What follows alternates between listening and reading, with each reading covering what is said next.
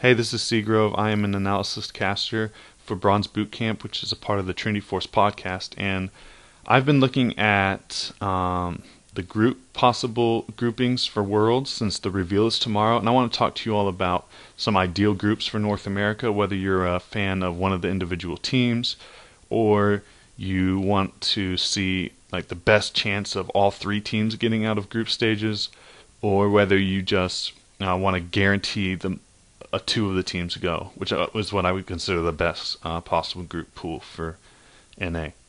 So before we get into that, let's talk about three things that we need to keep in mind. Number one, you can only have one group from each region, one team from each region per group. Secondly, each pool, so you have pool 1, pool 2, and then pool 3. There will be in each group one team from pool 1, two teams from pool 2, and one team from pool 3. Okay, and lastly, remember that even if you don't win your group, if you get second, you will still get out of your group. First and second go by. So with those three things in mind, let's talk about the ideal groups depending on what you're interested in. So if you are a fan of a specific team, this is what I would say. So if you're a fan of TSM, you should hope for TSM, AHQ, Fnatic, and one of the international wildcards. And the reason I say that is, first of all, let's start with international wildcards. They have historically been the weakest teams in the tournament, and you may say, well, TSM lost to one, and that's true, but that was TSM already knew they hadn't made it out of group stage, and it was Reginald's last game he thought with the team, so he just went. I mean, he's a mid player, and he played Teemo in the bot lane. It was just like a fan pleaser, just for fun.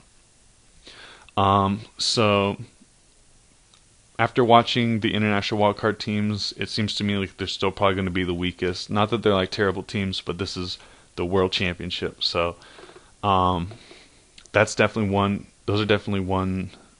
You want one of those two in your group.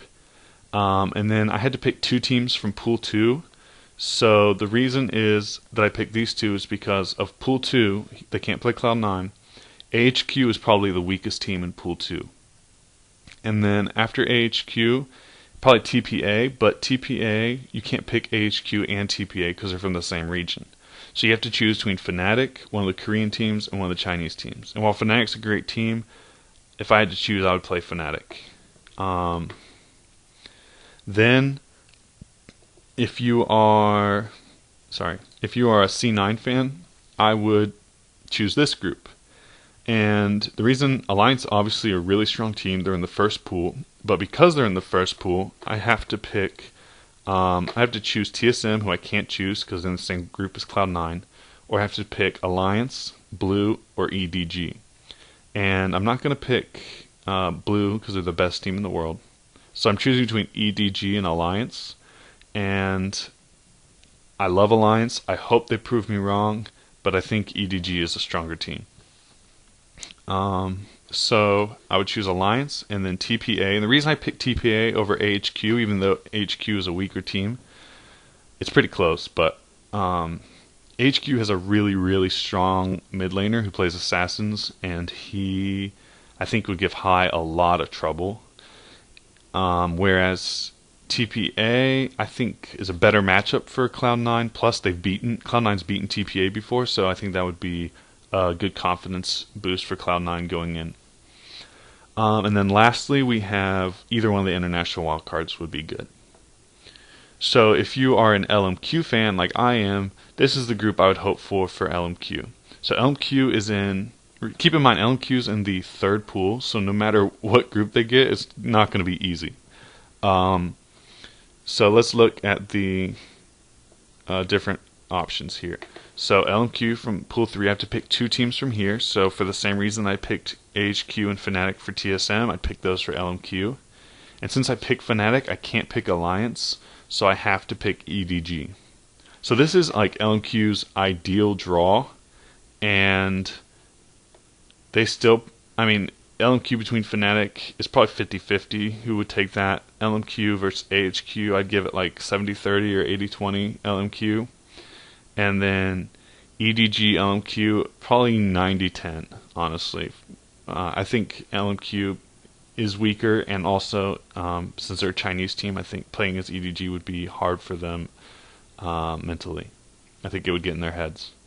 But I think LMQ's chances of winning this are probably, I mean, even this is their ideal group, and they still don't have that great chances of winning. And I'll come back to that in a minute. Secondly, if you are sort of a gambler, this would be my group. If you're like, I want all three teams to go and give them all a decent group and hope they all go, this would be my groups. So TSM would be in a group with Shield, who's the weakest Korean team. And that being said, that makes them probably the third best team in the world. And then they'd be with OMG, and OMG is the third Chinese team. Now, OMG is a very, very good team, but they are dependent on Cool. They're sort of like SKT in that way, like their mid lane. They live and die by their mid laner. But Cool isn't nearly as strong as Faker.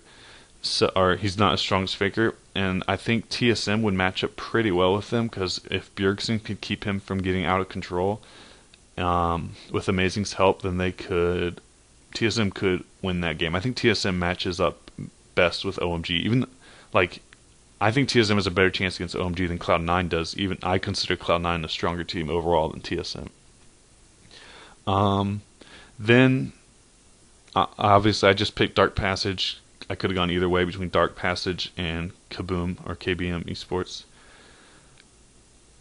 And then for LMQ, I put LMQ with Alliance, Royal Club, and AHQ. Again, even in their best ideal group individually, LMQ is going to have a hard time. This will be a little bit harder for them, but they still have a chance of getting out of this group. And then for Cloud9, I put them with Blue, who is the best team in the world, so they're probably not going to win. But I give them Azubu and SK.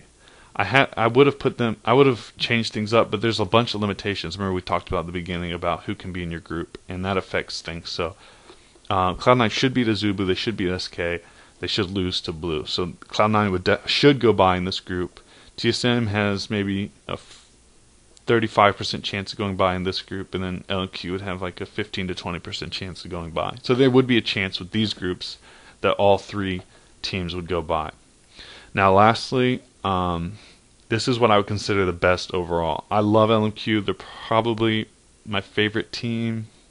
Maybe C9 is, I don't know. But I think I like NA. I want NA to do really well. And for that to happen, I think we need to sacrifice LMQ, because they are in the third pool, so they're going to have the hardest matchup of Cloud9 and TSM. They're going to have the hardest group. So I put them with Fnatic, who again is probably 50-50. White, it's probably like 95 to 10 or 5%. I mean, LMQ would be hard pressed to win that game. And then EDG against LMQ, that's probably 80-20 or 85-15. So LMQ's chances in this would be very slim, but that's the best group I could give them, while still giving TSM and Cloud9 really good groups. So Cloud9 actually keeps the same group. They should go by second here. And then TSM would have AHQ, who they should beat, OMG, who they could beat, but probably, if I was a betting man, I would bet against TSM here. And then Dark Passage. So TSM should go by second, and I think they have maybe a 35% chance in this group of going by first. And they have I'd say a 75% chance or 80% chance of going by at all. So I think this is, in my mind, for NA, the ideal groups for them. Alright, so that's it for me. This is Seagrove. You can follow me at SeagroveLow. I just made a Twitter account pretty recently. I just give tips, some general, some specific, on how to play the game, and I talk about the scene. So, go NA at Worlds.